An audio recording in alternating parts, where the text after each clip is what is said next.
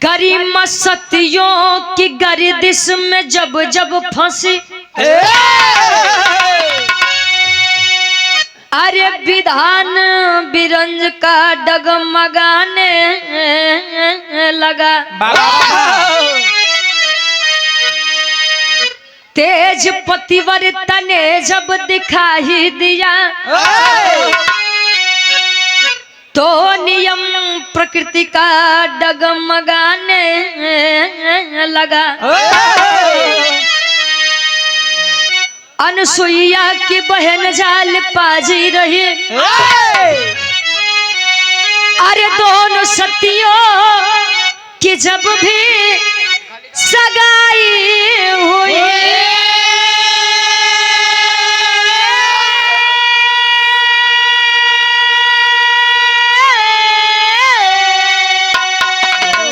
अत्रि मुनि संग अनसुईया आई भवन, कौशिक संग जाल पाके विदाई हुई।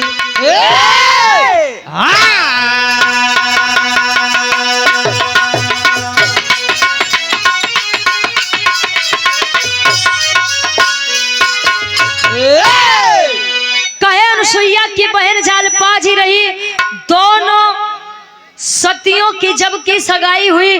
अत्रि मुनि संग अनसुईया आई भवन और कौशिक संग जाल्यपा की विदाई हुई। अत्रि मुनि के साथ अनसुईया जी की शादी और कौशिक मुनि के साथ जालपा जी की शादी हुई। अच्छा, दोनों सती अपने अपने ससुराल लाई। अत्रि मुनि संग के साथ अनसुईया जी की जिंदगी बड़े अच्छे से बीतत बा, लेकिन जालपा जी के जिंदगी में एक मुसीबत घिरत बा। कौन मुसीबत बा? कवि जी एक लाइन गजल के भाव देते हैं, कोनो लड़की अपने बेवफा आशिक बदे कहे। क्या कहे?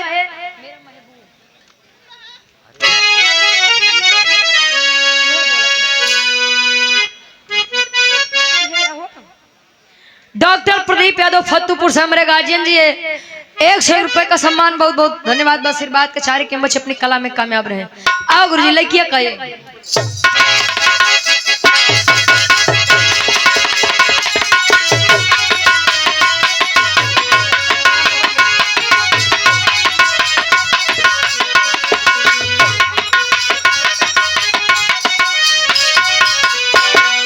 लड़की कहे, अरे तो मेरा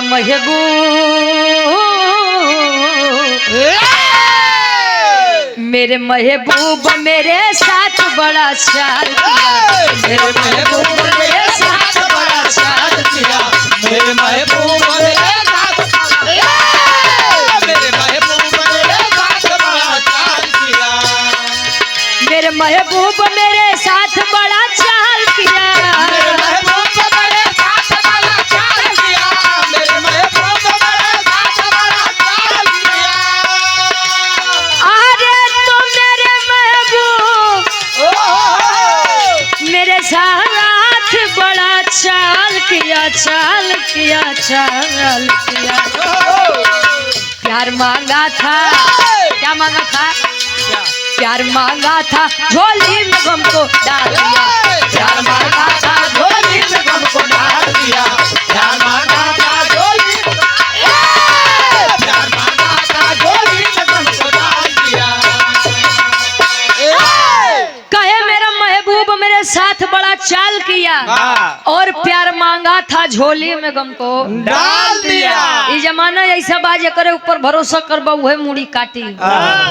आप लोग बाहर से सुनबे भैया ना कि अपन दोस्त के बाद दुश्मन के बाद, तो वैसे से में जिंदगी में बा जकरे ऊपर विश्वास करबा। अच्छा एक बात बा सत्यम भैया, उ तो राम जी बड़ा बढ़िया करें कि अपने साथे भालू बंदर लेके गए रहे ने, नहीं तब मनई इतना फितरती होत, सोने का चीज देखत है तो पिघल जात है, और सोने का लंका देखत तब कहते हैं रावण जी का झूठे परेशान होते हैं, तनी के हम कुछ दे दे राम जी के मुड़ी हम देख दबा देबे। ये मनई के फितरत बा, सब जानत है। आज के समय में सही बात है, हार में हार बा भाई। सोना चांदी के जवन रेट बा कि अगर एक हार बनवावे जब 4-5 लाख रुपया, गरीब घरे के आदमी बनोबे न करिए काहे भाई जाला नॉर्मली शादी हो जाए। ओम प्रकाश यादव जी पूज्य चाचा जी हमरे फत्तूपुर से 200 रुपए का सम्मान और अपना म्यूजिक प्रयागराज के डायरेक्टर साहब मलिका साहब पूज्य हमारे गार्जियन जी आप महेंद्र यादव दादा हमारे क्या बात उर्फ दादा नहीं सत्यम भैया महेंद्र यादव दादा हमारे बादा से आई है उनका टाइटल नहीं बा उर्फ दादा उनका लोग प्यार से कहबे करथिन दादा हाँ हो मत पद बा मेरे दादा के पद बा भाई गार्जियन जी के द्वारा 100 रुपया आशीर्वाद के चारे ईश्वर करें इनका यूट्यूब चैनल बा सीताराम बिरहा म्यूजिक राधा म्यूजिक क्लब अपना म्यूजिक प्रयागराज नमो रखे हाँ हो आप लोग यूट्यूब पे सर्च किया धन्य सीताराम आवा छोड़ा जाएगा आवा तनी सब भाव पे कवि जी लिखत हैं मेहरारू चाह ले तक का से का कह सकत है का करे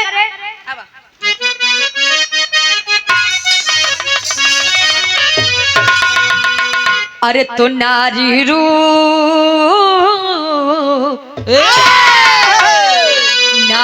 रूप को कोई भी नहीं जान सका नारी रूप को कोई भी नहीं जान सका नारी रूप को कोई भी नहीं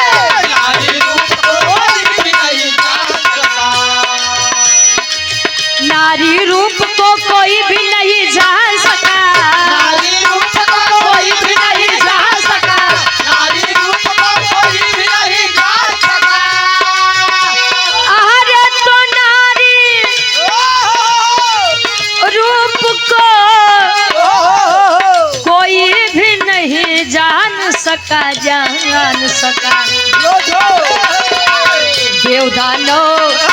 देवदानो महामानो न पहचान सका देवदानो महामानो न पहचान सका देवदानो महामानो देवदानो महामानो पहचान सका कहे नारी रूप को कोई भी नहीं जान सका देवदानो महामानो देवदानो महामानो ना पहचान सका मेहरारू चाहले तब बीती बात कहूँ भी जोड़ सकत हम मेहरारू चाहिले तब केतनो निक रिश्ता बहु बिना नाश करे मानी नहीं एक के मान ले जाए आप जले मेहरारू के तारीफ कर तले दुल्हा दुल्ही के बने जोने दिन कोनो दुल्हा अपने दुल्ही के सामने दूसरे के तारीफ करी तो दुल्ही कही आया समझ की खियाई तो हम खाना आए तो हम बताई थी हम ताई ई या नारी कब कहाँ का कह दे कहीं त्रिया चरित्र दैवो न जाना मेहरारू के गुण तो भगवानों नहीं समझ पाए ना आप लोग तो बहरहाल इंसान है गुण हाँ हो चरित्र उनकर कहानी कह कर बा कैसे बा कवि जी लेते हैं बा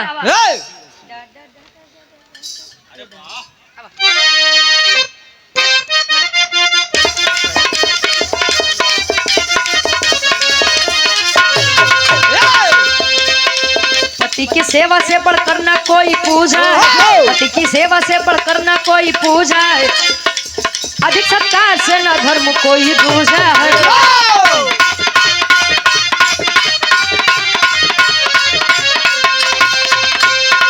गई ससुराल जाल पा गजब संयोग हुआ गई ससुराल जाल पा गजब संयोग हुआ पति कौशिक मुनि को पुष्टि वाला रोग हुआ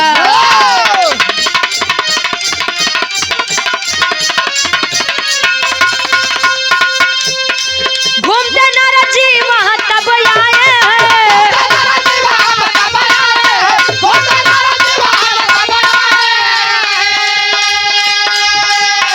घूमते नारद जी अरे तो तब वहां पे आए घुमा तो तीर्थ देव से समझाए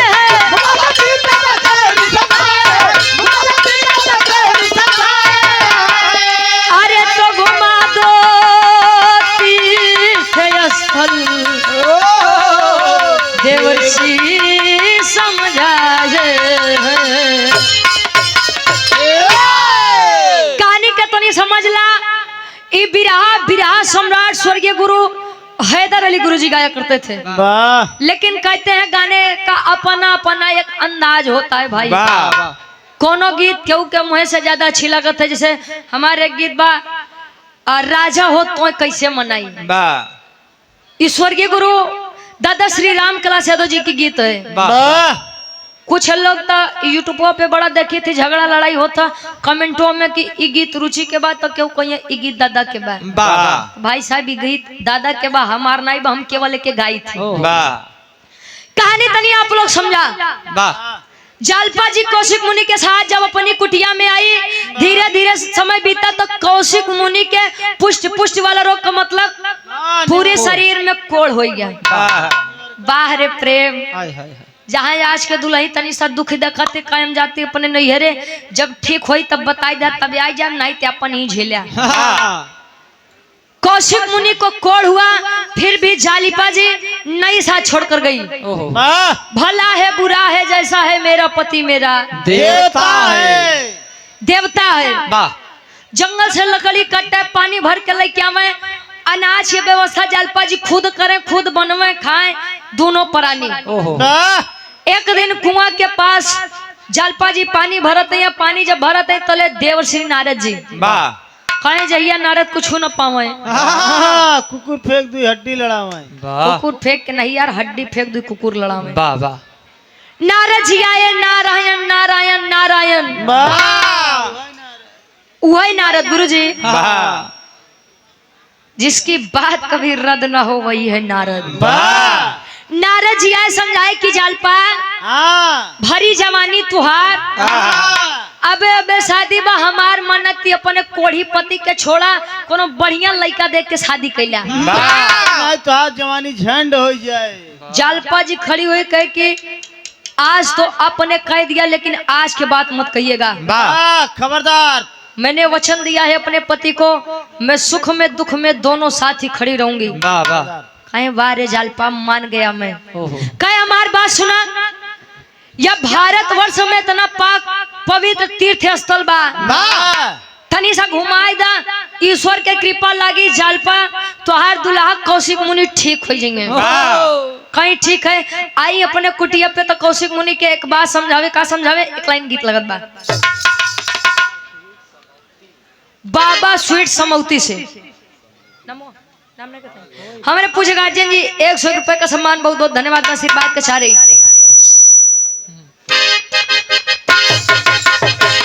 क्या बात है, ऐसे मकुल की पुरान बात। आवा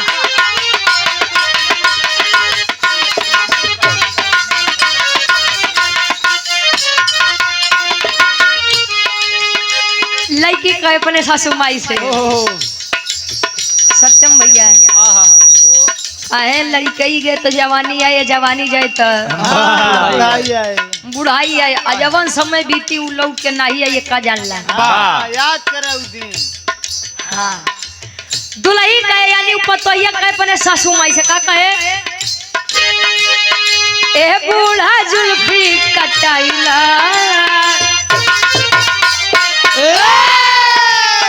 ए बूढ़ा जुल्फी कटाइला, अब ना यही है जवान, ए बूढ़ा जुल्फी कटाइला, अब ना यही है जवान। अरे ये बूढ़ा जुल्फी कटाइला, अब ना यही है जवानी। कहे बूढ़ा जुल्फी कटाइला, अब ना यही है जवानी। चले दुल्हिया एक बात होते का कहे, प्रवेश कुमार भैया मेरे फतेहपुर से 100 रुपया, बहुत बहुत धन्यवाद। आशीर्वाद के सारी कहे, बालों जैसा बाल नहीं है सबको का दिल करता है, बालों जैसा बाल है सबको का दिल करता है, बालों जैसा बाल है सबको का दिल करता है। आप सम्मानित पूज्य गार्जियन जी नरेंद्र यादव फतेहपुर से, अच्छा राजेंद्र यादव गार्जियन जी मेरे फतेहपुर से 100 रुपया, बहुत बहुत धन्यवाद। आशीर्वाद के सारी आवा, बालों जैसा बाल नहीं है, अरे तो शैम्पू का दिल करता है, ए बूढ़ा यंगा लगाइला,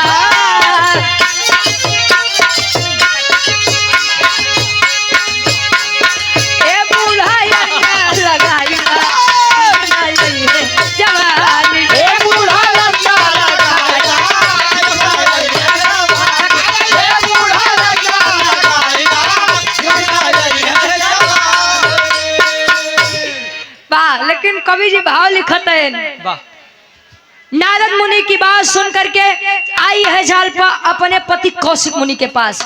कौशिक मुनि के पास आई तले हाथ जोड़ के अपने पति परमेश्वर से एक बात है, क्या कहे? हाय हाय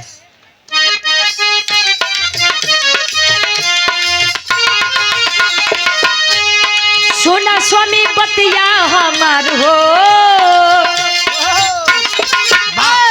सुना स्वामी बतिया हमार हो, चला तीरथ करे के। सुना स्वामी बतिया हमार हो, चला तीरथ करे। अरे सुना स्वामी बतिया हमार हो, चला तीरथ करे। कहे चल के दीदार करा हरि के भजनिया, दीदार करा हरि के भजनिया, दीदार करा हरि के भजनिया। तो के बिठा के सैया, तो के बिठा के सैया लई चलब कनिया, तो के बिठा के सैया चलब कनिया, तो के बिठा के सैया लई चलब कनिया। अरे कठ जाई कोढ़ पार हो, कठ जाई कोढ़ पार हो, चला तीरथ करे के। हरियाली कोढ़ पार हो, चला तीरथ करे। अरे कहे कट जाई कोढ़ अपार हो, चला तीरथ करे के। वाह आई जालपा अपने पति कौशिक मुनि के पास। कौशिक मुनि को समझाए कि स्वामी अभी अभी नारद जी मिले थे।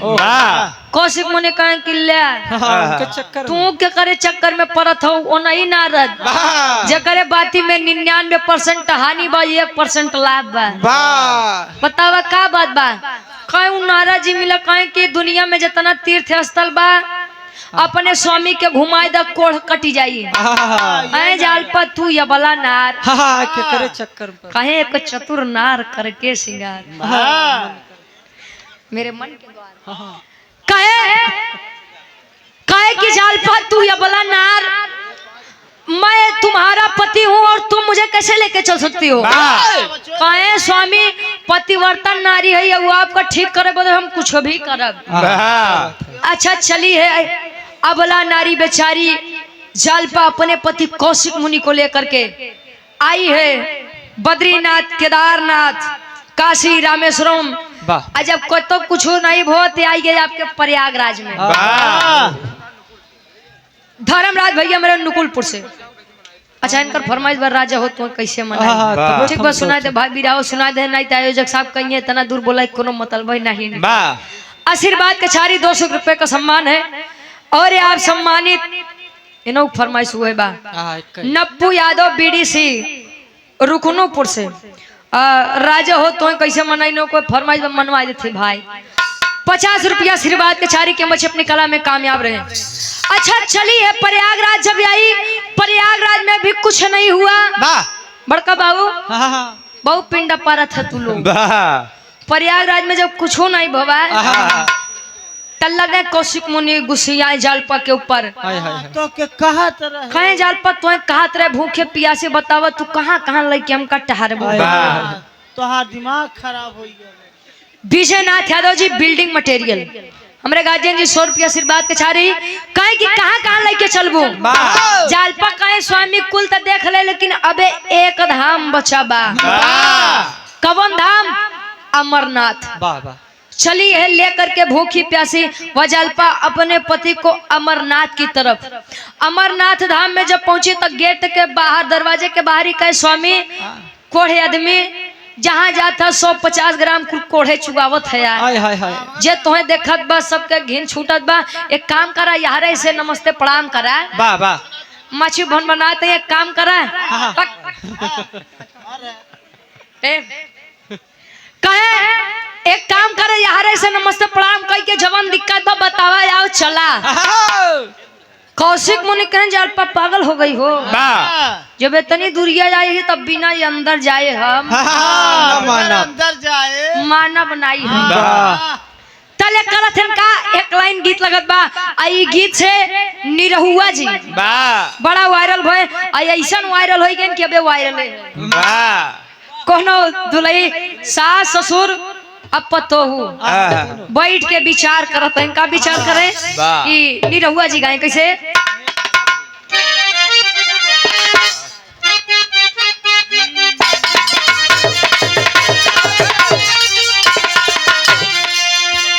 कहे बुढ़वा मलाई खाले बुढ़िया खाए लपस बुढ़वा मलाई खाले बुढ़िया खाए लपसे बुढ़वा मलाई खाले बुढ़िया खाए लपसे कहे बुढ़वा मलाई खाले बुढ़िया खाए लपसी काले दुलैया कहे हमारे जाना तो बम्बई कमाते हमारे बेराइटी सुना केहू से काम न पतोहिया पिए के पस केहू से काम न पतोहिया पिए के पस बुढ़वा मलाई खाला बुढ़िया खाए लपस बुढ़वा मलाई खाले बुढ़िया खाए लपसे बुढ़वा मलाई खाले बुढ़िया खाए लपसे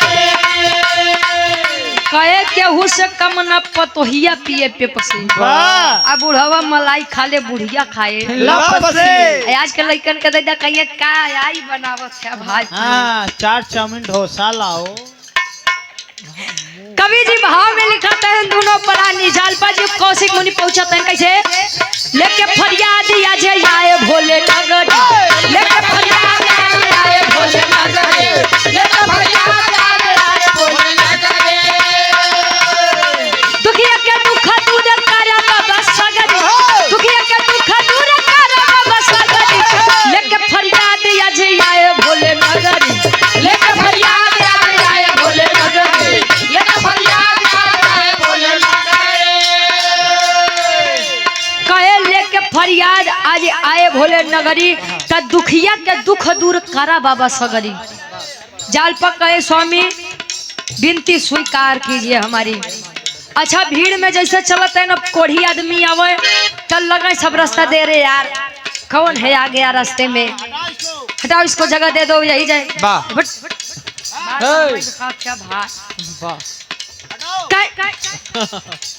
काय रास्ता छोड़ो जाने दो इसे जाने दो अच्छा लोग विचार करते हैं रास्ता बगलियावत है कि जाए दब कोढ़े आदमी बा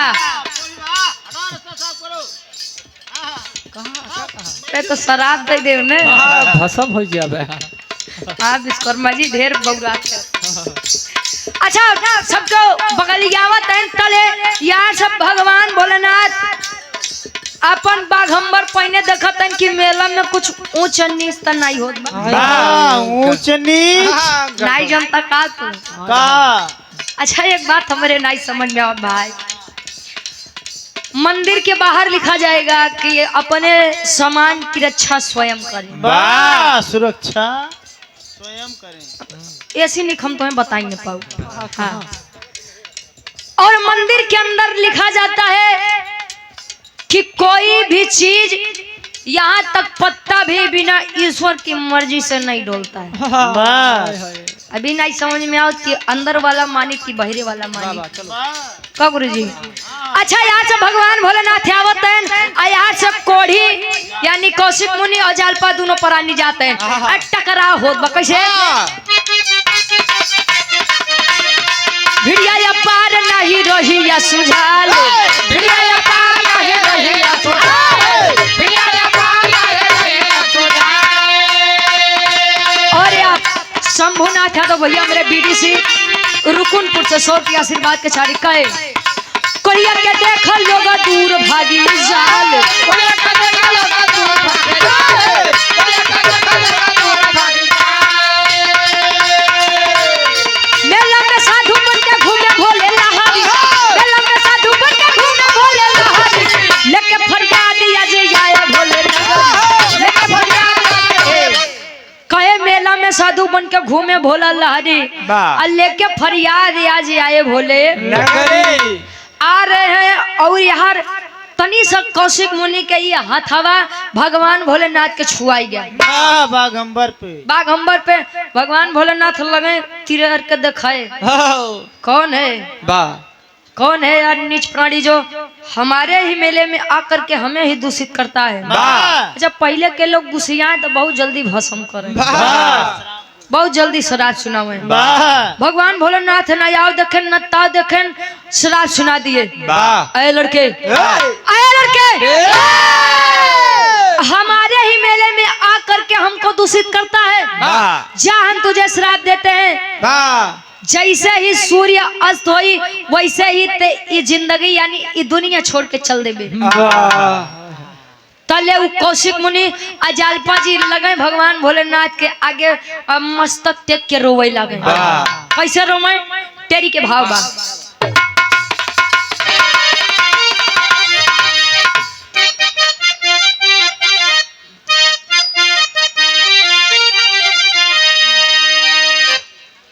अरे तो मन की आशा पर पानी फिर गया।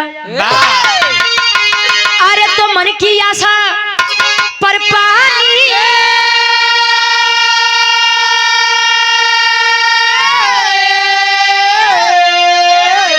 अरे तो मन की आशा पर पानी फिर गया। बैरी बना कुआं है, डाही बना है प्यासा।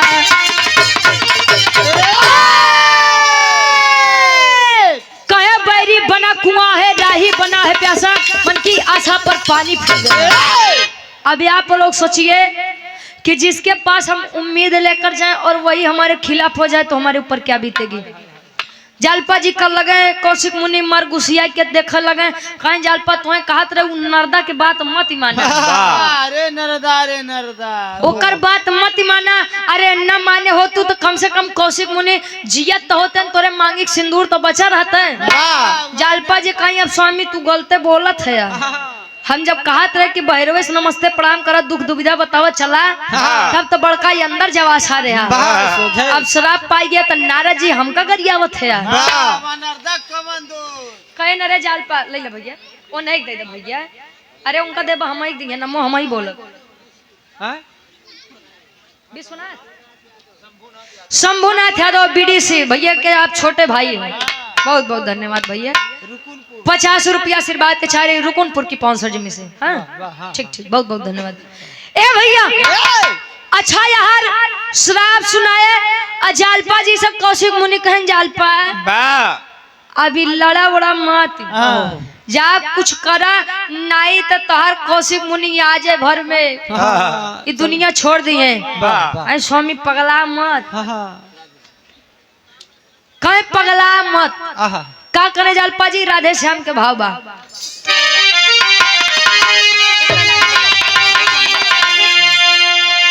अरे कुपित हो गए शिव शंकर, फिर से अब आए। अरे कुपित हो गए शिव शंकर, तब कोढ़ी को धमकाते हैं, तब कोढ़ी को धमकाते हैं। तो सूर्यास्त के बाद मरेगा शिव जी श्राप सुनाते हैं। सूर्यास्त के बाद मरेगा शिव जी श्राप सुनाते हैं। सूर्यास्त के बाद मरेगा शिव जी श्राप सुनाते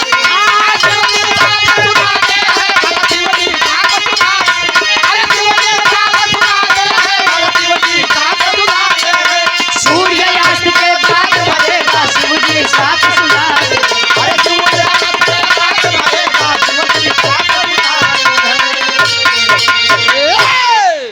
सूर्यास्त के बाद मरेगा शिवजी श्राप सुनाते हैं। ठीक बा यार, सुनावत है ना यार। जालपा जी दौड़ी दौड़ी भागत है कहा अनुसुईया जी के लगे। अरे 100 रुपए राम राज यादव पूजा हमारे गार्जियन जी फतुपुर से 100 रुपया बहुत बहुत धन्यवाद। बस आशीर्वाद के चाह रही कहे हो जाता है उलट फेर। रजनीश प्रधान जी हमारे मोकलपुर से, प्रधान जी के द्वारा 200 रुपए का सम्मान बहुत बहुत धन्यवाद। और ये आप बुल्लू यादव नथनपुर कबूलपुर लड़की के फूफा जी गार्जियन जी के द्वारा 200 रुपए का सम्मान इस भाव का। गंगेश ग्रुप बस्ती वाले हमारे पूछे गार्जियन जी, अच्छा जेसीबी वाले, ठीक ठीक हमारे गार्जियन जी 100 रुपया आशीर्वाद के चारी कहे अनुसुईया जी के पास आई। जब अनुसुईया जी के पास आई तो लगे भैरव से बिलाव करे दीदी कहाँ हूँ कहाँ हूँ। अनुसुईया जी निकली क्या हुआ कहे रो रही हो, सब कुशल मंगल तो है ना? कहे कुशल मंगल हो तो दीदी क्या करे आप लगे आई। मतलब कहे सुना हमार बात सुनावे का।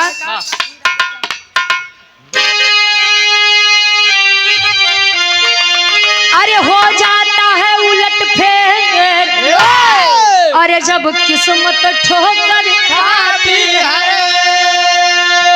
जब किस्मत ठोकर खाती है तो जीवन आशा लेकर आया मौत यहाँ पर राजी है। जीवन आशा लेकर आया मौत यहाँ पर राजी है। जीवन आशा लेकर आया मौत यहाँ पर राजी है। अरे मौत यहाँ पर राजी है, अरे मौत यहाँ पर राजी है, अरे मौत यहाँ पर राजी है। जीवन आशा लेकर आया मौत वहाँ पर राजी है। जीवन आशा लेकर आया मौत यहाँ पर राजी है। कहे जीवन आशा लेकर आया मौत वहाँ पर पाई है। बतावे दीदी, जय मेरे पति मेरे परमेश्वर को कोढ़ हो गया था। मैं अपना प्रत्येक दिन की तरह कार्य कर रही थी। नारद जी आए, उन्होंने कहा कि जितना तीर्थ स्थल है घुमा दीजिए, आपके पति ठीक हो जाएंगे। वाह मैं लेकर गई, कहीं कुछ नहीं हुआ। आखिरी उम्मीद थी वह तीर्थ स्थल अमरनाथ। मैं अमरनाथ गई, वहां पर मेरे पति को श्राप मिला कि जैसे ही सूर्य अस्त होंगे वैसे मेरे पति की जिंदगी खत्म हो जाएगी। बचा लीजिए मेरे सुहाग को।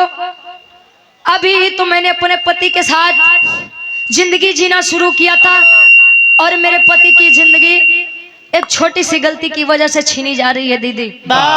अच्छा जब इतनी बतिया अनुसुईया जी सुने, काहे काहे परेशान हो रही हो। अबे तोहार दीदी जियत हई, अजले हम जियत हई तले हमरे बहनों के कुछ हो जाई, हो ही नहीं सकत। आप जाइए, कौशिक मुनि जी का ख्याल रखिए। बाकी बीच में रोड़ा ये सूरज जी हैं, हम सूरज के नहीं उगे देव, हम सूरज के नहीं उगे देव। हाँ जान ली है, कहीं दवाई दे के जान ला। अच्छा चलिए, अनुसुईया माई आई, पर्वत पर एक अंगूठे पर खड़ी हो गई, सुमिरन कर रही हैं सूर्य देवता का। अंगूठा टेक के सूर्य देवता का आवाहन कर रही है। सूर्य देवता प्रकट हुए, कहे मातारी कहाँ बड़ा दिन बाद याद की हो। आई हो रामपत यादव जी गोनी की 65 जमी से 100 रुपया, बहुत बहुत धन्यवाद। बात सूर्य देवता प्रकट हुए, अनुसुईया जी से पूछे कि का बात बमाई, कौन बात बका। ए माई बतावा कौन? बड़ा दिना से हमका याद करत हो, बड़ा बेरिया से याद करत हो। कहे सुनिए मेरी बात।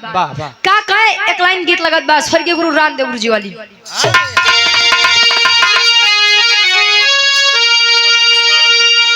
अरे त झुलनिया के गुजवा,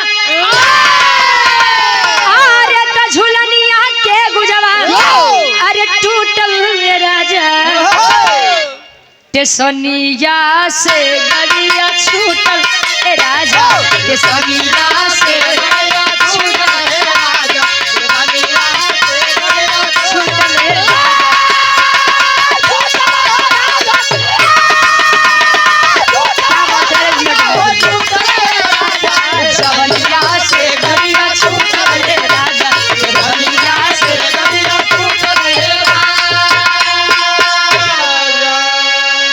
सूर्य देवता जब आगे आए तले अनुसुईया माई एक बात कहे, का कहे, अरे तक कहे अनुसुईया, अरे तक कहे अनुसुईया बात, अरे माना ये सूरज कदम अपना ना बढ़ाना, ये सूरज कदम अपना ना बढ़ाना, ये सूरज।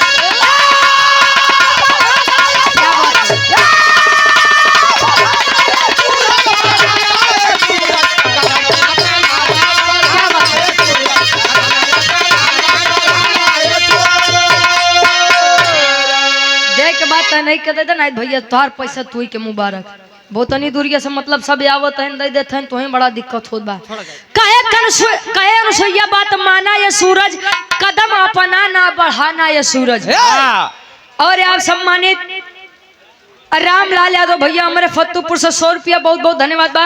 आशीर्वाद के चाह रही कि हम बच्चे अपनी कला में कामयाब रहे। वाह शंभुनाथ यादव बीडीसी साहब और 100 रुपया उनके आप भाई हैं। जले बिरहा होत बा तले कौन फरमाइश नहीं हो, बिरहा हो जाए तब होई। वाह ए भैया आज ही बड़का बहू बिरहा में बहुत दिन बाद गावत है। वाह बहुत दिन हुई। बहुत दिन बाद 2025 में गाय रहे ठंडी में, आज फिर वही गावत है। हाय हाय कहे हाँ बेटा सूरज वाह कहे हाँ माते बोलिए। हाय हाय हाय कहे जहाँ पर हो आप वहीं से आगे आपको नहीं जाना है। वाह काहे बरे माई कहे देखिए हमारे बहनोई के श्राप मिला बा कि जैसे सूर्य देवता अस्त हो वो वैसे ने जिंदगी अपन त्याग दी है, खोई दी है। वाह यानी यमराज जी आएंगे और लेकर जाएंगे और मैं एक कदापि नहीं होने दूंगी कि मेरे रहते मेरी बहन का सुहाग छीना जाए। वाह वाह कहे तब माई एक जिंदगी बचाओ खातिर पूरी सृष्टि का विनाश करबू। कहे कुछ भी हो वाह लेकिन यहाँ से आपको आगे नहीं बढ़ना है। वाह कहे माई समझा करा बात तले अनसुईया माई फिर से चेतावनी देते हैं सूरज देवता के। कैसे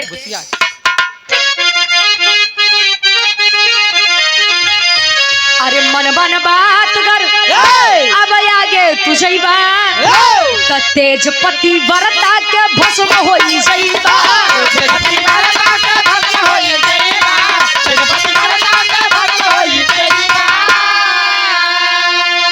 अरे तो फरियाद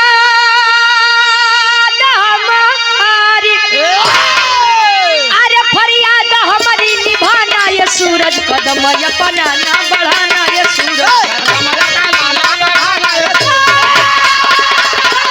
क्या बता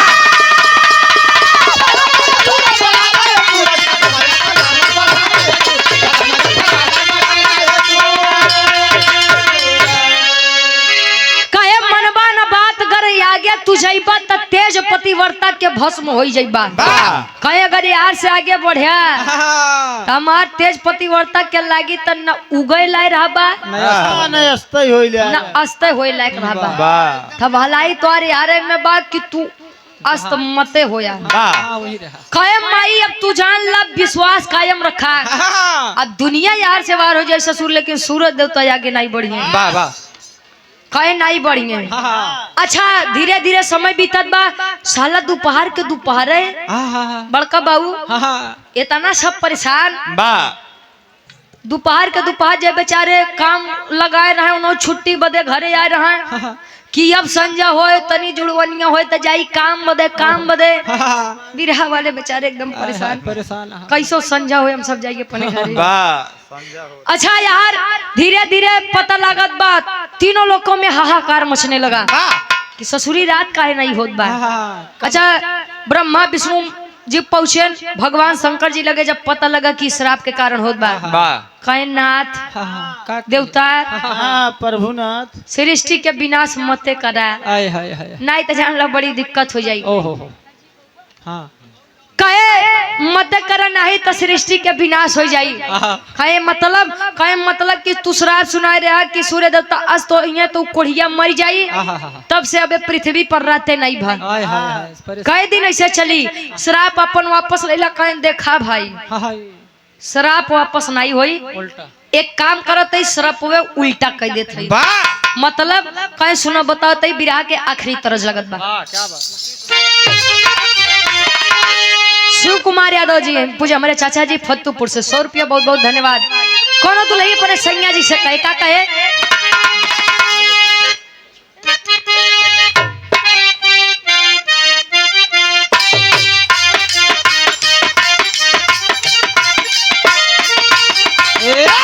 दादा कौन दुलही कहे ए सैया काशी के नगरिया के तनी दूर पैर में छाले पड़ी गए। सैया काशी के नगरिया के तनी दूर पैर में छाले पड़ी गए। सैया काशी के नगरिया के तनी दूर पैर में छाले पड़ी गए।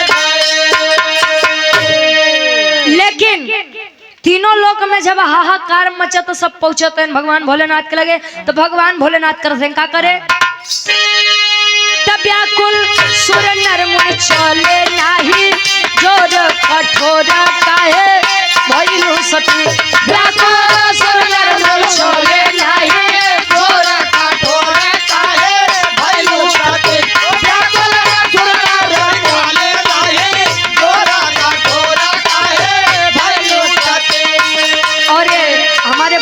विशाल यादव जी बीडी से अजोसी की पावन सरजमी से 100 रुपया बहुत बहुत धन्यवाद। भगवान भोलेनाथ ब्रह्मा विष्णु इंद्र देवता यानी जितना देवी देवता सबके समझावत है रे मैं भोलेनाथ हूँ। ऊ मेरा रू होई कि अपने आप में अगर अडिग रही तो हम वो अपने आप में अडिग रहा। ऊ कहे बना कि सूर्य देवता अस्त नहीं होंगे तो अब हम श्राप उल्टा करत है। कौन श्राप बा? दुनिया में भैया धीरतिया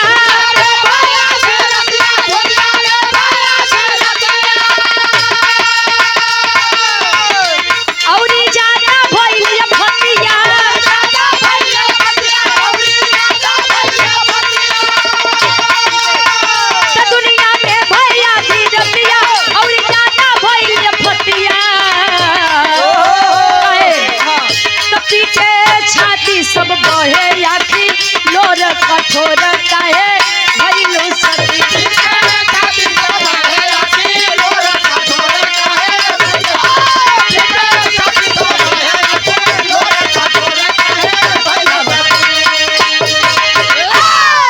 कहे दुनिया में भई आधी रतिया औरी ज्यादा भइल अफतिया तब पीटे छाती सब कहे बहे आखी लोर सखी।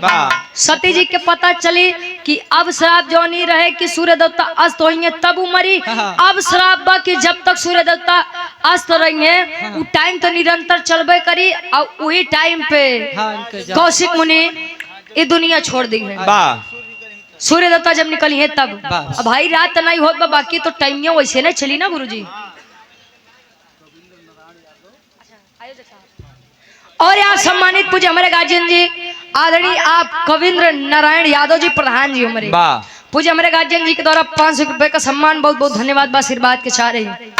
श्राप पता चला सती अनुसुईया जी को फिर से गई सूर्य देवता के याद करत है। सूर्य देवता कहन कसमाई बड़ा दिन बाद याद की हूँ कहीं बेटवा जब अस्त हो जाए कहीं बेटा जब अस्त हो जाओ कहीं पागल होगा समझा काम आई मतलब कि अबे तक उगा रहा अब कहा हो जा रहे कोनो टाइम हो कि बस ऐसे न होई।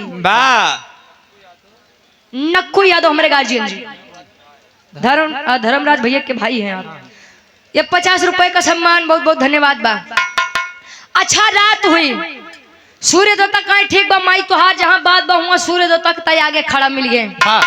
रात हुई तो ऐसा लगा कि आज कोनो त्योहार बा इतना दिना बाद रात भाई सब बढ़िया पूरी उड़ी बनाए खाएन पियन बिस्तर लगाएन आज तो एकदम बढ़िया से सोवा जाई। कब गुरुजी कहीं आज एकदम बढ़िया से सोवा जाई।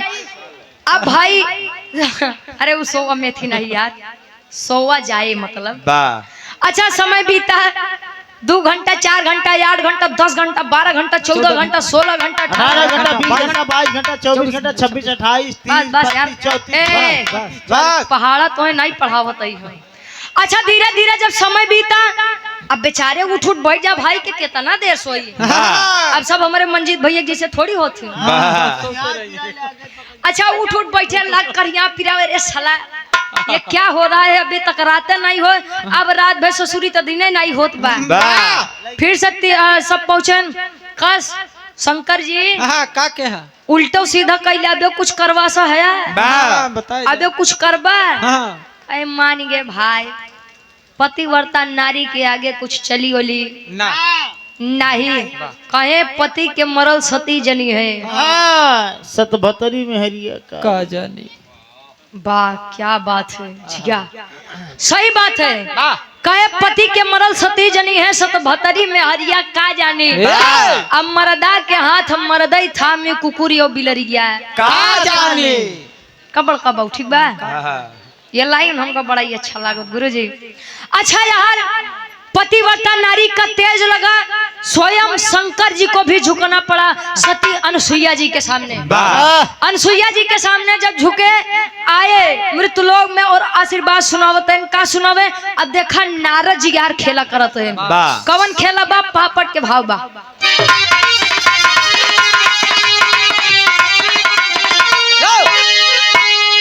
अरे सुंदर काया दैरी हले जिंदगानी भोले दानी हो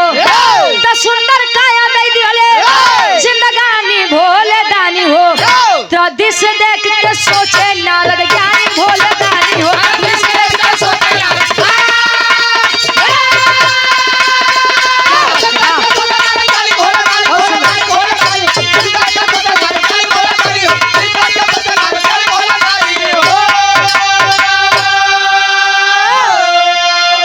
सुइया जैसे पतिव्रता अब कोई नहीं दिखाई हो।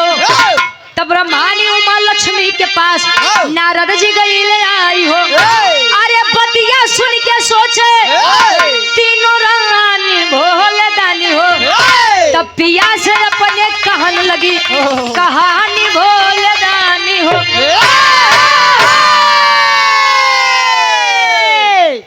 आए शंकर जी आशीर्वाद दिए कि कौशिक मुनि मान गया भाई मैं आपकी पत्नी को, और मान गया कि एक पतिव्रता नारी क्या से क्या कर सकती है। पतिव्रता नारी चाह ले तो गुरुजी जानला सुई से समुद्र खोदी। जब चाह ले तो हाँ, तो जब चाहिए तब अच्छा यार आशीर्वाद लगा कि कौशिक मुनि ने अब दिन में मरेंगे ना रात्रि में मरेंगे। अब जब आपकी मृत्यु निर्धारित की है तभी आप मरेंगे। अच्छा जब इतनी बतिया कौशिक मुनि कोढ़ो ठीक हो गया, जिंदगी बच गया। नारद जी नारायण नारायण पहुंचे कहा ब्रह्मानी उमा लक्ष्मी यानी पार्वती माई सरस्वती माई और लक्ष्मी जी लगे। सती अनुसुईया की जय हो, अनुसुईया माई के जय हो, जय हो, जय हो, जय हो, जय हो, जय हो। कहे मान गया भाई सती अनुसुईया जैसा मेहरारू केहू के नहीं बा न बा न होए जिंदगी में। अब भाई मेहरारू जा जन्म करत है नारी न मोहे नार के रूपा, नार के रूपा। मेहरारू के आदत बा कि अपने सामने केहू के तारीफ करबो तू लगे गुस्सी आई। ये लोग काठियों को सबक नहीं बर्दाश्त करते गुरुजी। पत्थरे के। अच्छा जब तीनों जनी के सामने जब तारीफ करे तो लक्ष्मी जी देख कहा रटत है हमारे स्वामी के नाम नारायण नारायण हमारे स्वामी करबा और गुणगान सत्य अनुसुईया के करत है। माई जे जैसा काम करे वैसा तो नाम हो वही के कहे कैसे कहे ऐसे ही बा कि बतावा सती अनुसुईया जी के सामने है पार्वती जी का दुल्हा झुक गए, मतलब कि शंकर जी घुटना टेक दे। अब सोचा वो कितनी बड़ी नारी हुई है, सती हुई है।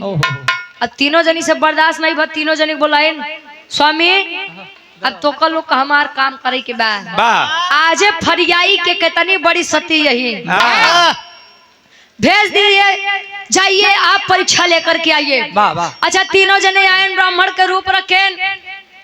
इस घर में कोई है बच्चा अलख निरंजन भाई जोग हम तो जोगी है नहीं।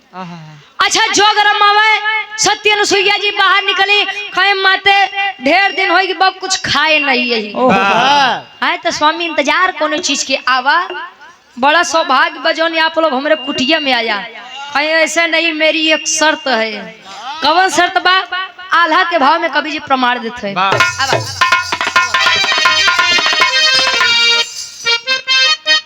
क्या बात है?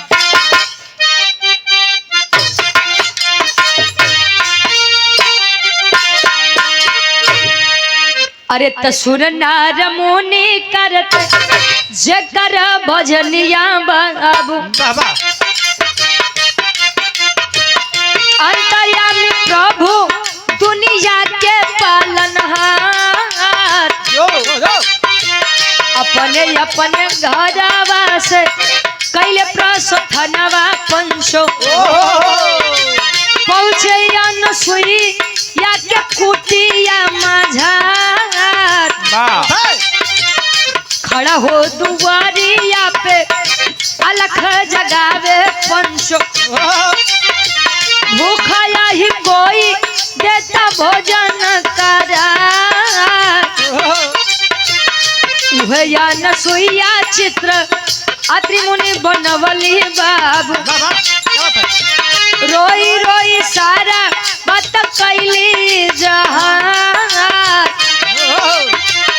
तीनों देव है चित्र बोला है बचनिया बाबू पनिया छिड़का के तू लड़ी का बना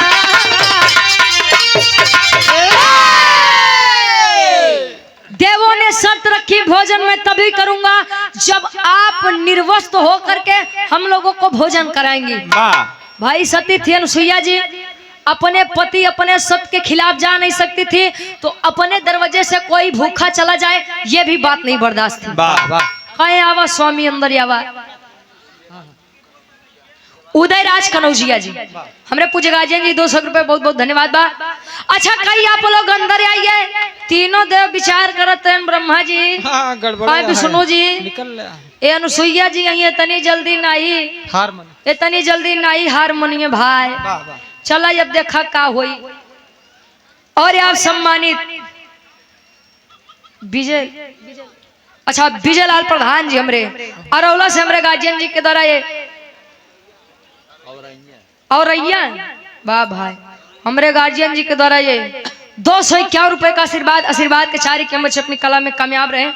और ये आप सम्मानित जेपी यादव जी अजोसी से दूल्हे बादशाह जी, क्या फूफा जी, दूल्हा के फूफा वह दुल्हा हमारे गार्जियन जी के द्वारा ये 251 रुपए आशीर्वाद के चारी के बच्चे अपनी कला में कामयाब रहे। ए भैया अंदर आए तीनों देव स्थान दिया, आप लोग बैठिए।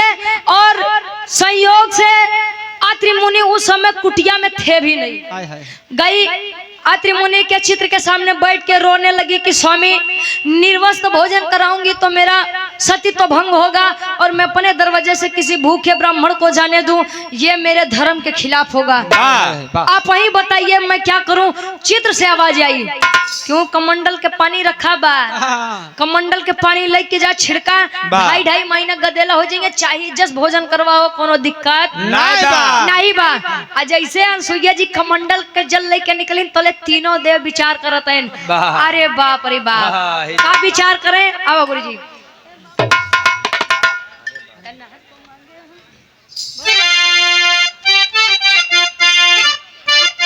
क्या बात है। कमंडल के जल जैसे लेके सती अनुसुईया जी निकली तने तीनों देव अपने मुड़े के ऊपर हाथ धरत है। कैसे, ए बाबू अरे बाप रे बाप, ए पंचो अरे बाप रे बाप, तना को मांगे हम भोजन, अरे बाप रे बाप मांगे हम भोजन।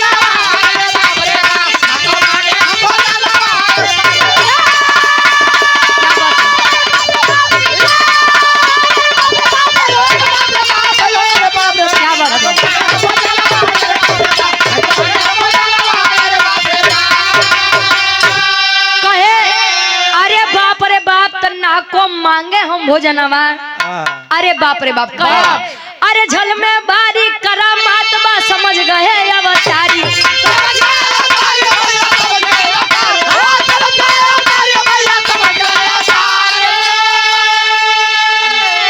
अरे त भोजन के अब इच्छा नहीं बा, अरे दया क्या करा मतारी, तजाबे अब अपने बाबा नावा, अरे बाप रे बाप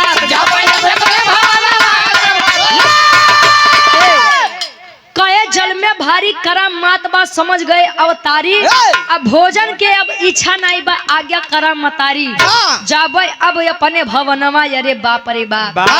भाई अनुसुईया जी तजानी नहीं, तीनों देवता है हमारे परीक्षा ले बदे आए हैं, और तीनों जने कमंडल के जल देखते मान, ए माई अब भूख नहीं बा, हमका लोग के जाए हम तो देखा तो रहे खाली। ना ना स्वामी बिना भोजन अबे यहाँ तब बिना भोजन करवावे हम जाए नहीं दे। कमंडल के जल छिड़कत है, 2.5 महीना के गदेला भयन भोजन करावत है, तले नाराज जी फिर पहुंचे बड़की आए रहे सती जी परीक्षा ले।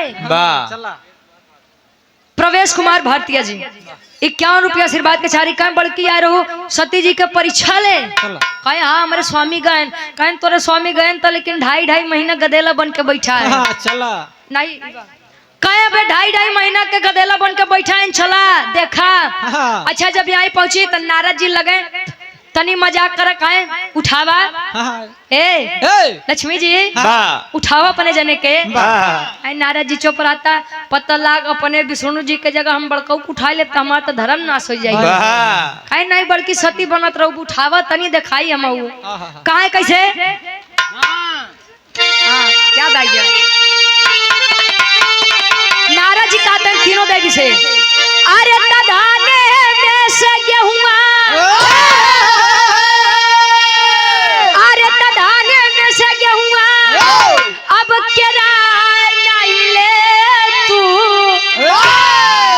ताया अपन दूल्हा बेराई नहीं ले तू अपन दूल्हा बेराई नहीं ले कहे धाने में से गेहुआ जब किराए नहीं ले तू अपन दुल्हा बेराई नहीं ले तू उठावा कहीं अरे अब नारद जी का बताई बड़ी शर्म लागत बा धर्म नहीं नाश करबे जाई के सती जी के बतावा हमारे दुल्हा फिर से पहले जैसे कह दे नहीं ते तीनों जने लड़के बन जाएंगे तो हम लोग कहाँ जाब। अच्छा सती जी आई कहीं की बड़े कही थी कि फालतू कामे में अड़ंगम मत डालत जाकर। अच्छा अपने आशीर्वाद से पुनः तीनों देवताओं को बालक रूपी से फिर से देवताओं का रूप जब मिला तो तीनों देव कहें कि माते हम आपके इस पतिव्रता ते से बड़े प्रसन्न हैं, जो इच्छा है आप मांग लीजिए। कहे स्वामी हम साधवी हमार संज्ञा संत आदमी का चाहिए हमका लोग के आप लोग हमरे कुटिया पे आई गया यह बहुत बड़ी बात बा। कहे नहीं माई कुछ मांगा हमसे ले कुछ भी मांग लीजिए। कहे अच्छा दे ही चाहता तो सुना आप मुझे यह वरदान दीजिए कि इस बार मैंने अपने कमंडल का जल छिड़क करके आप सभी को बच्चा बना करके अपनी गोदी में खाना खिलाया है। मुझे आप लोग यह वरदान दीजिए कि आप तीनों लोग मेरे उदर से जन्म लेंगे। तब वो नहीं तीन देवता बहन का आखिरी भाव खड़ी के भाव में कवि जी लिखते हैं।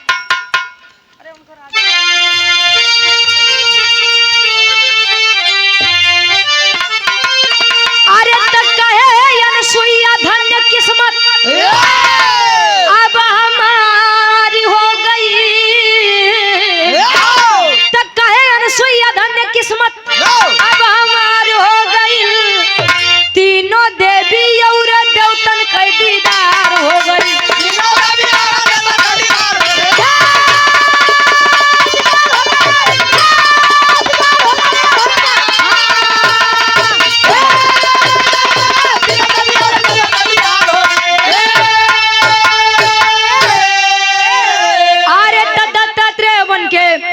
ब्रह्मा जी अब ले हो तब भगवान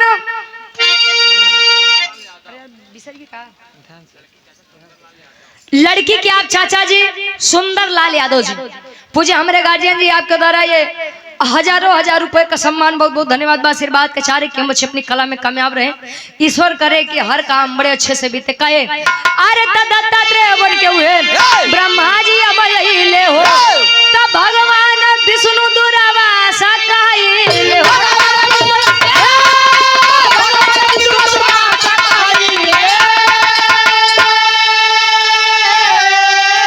अरे तो चंद्रमा भइले विष्णु अब उजियार हो गई तीनों देवी और देवतन के दीदार हो। कहे दत्तात्रेय बन के ब्रह्मा जी तब अले हो तो भगवान शंकर दुर्वासा कहले हो तो चंद्रमा भइले विष्णु अब उजियार हो गई। वह चंद्रमा जी जकरे 6 रोग भरान गुरु जी जेके उ श्राप मिला रहे कि बड़ा घमंड बा आपके खूबसूरती के 6 रोग का मतलब इंग्लिश में का कहते हैं टीबी हो जाए। हाँ वह चंद्रमा जी जकरे 27 मेहरारू रहे यानी दक्ष जी के 27 बिटिया बियाह कहिए गरीब अजय से रोहिणी नक्षत्र में भगवान कन्हैया जी जन्म लिए रहे रात्रि 12 बजे। उधर से अनसुईया जी के उधर से जन्म हुआ मतलब कि आशीर्वाद के रूप से वरदान के रूप से दत्तात्रेय दुर्वासा ऋषि और चंद्रमा जी का हमारे विराह के शीर्षक रहे अनसुईया जी के सतीत्व और चंद्रमा दत्तात्रेय दुर्वासा जी के जन्म।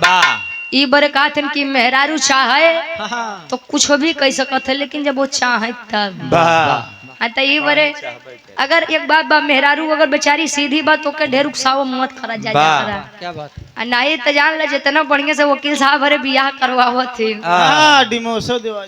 डिमोशन नहीं यार उतने बढ़िया तलाको हो जाई।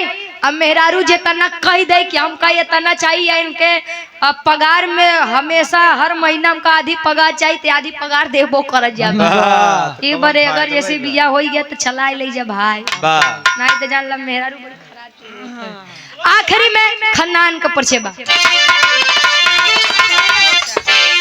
गुरु बिहारी गुरु गणेश गुरु रामलाल हितारी।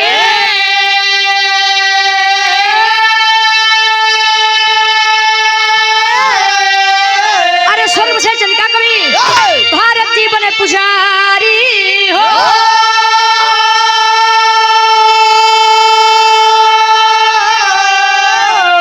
अरे तो मन की आशा पर पानी फिर गया, गावे रुचि अदो सतगुरु चरण अभिलाषा, उनकी आशा पर पानी फिर गया।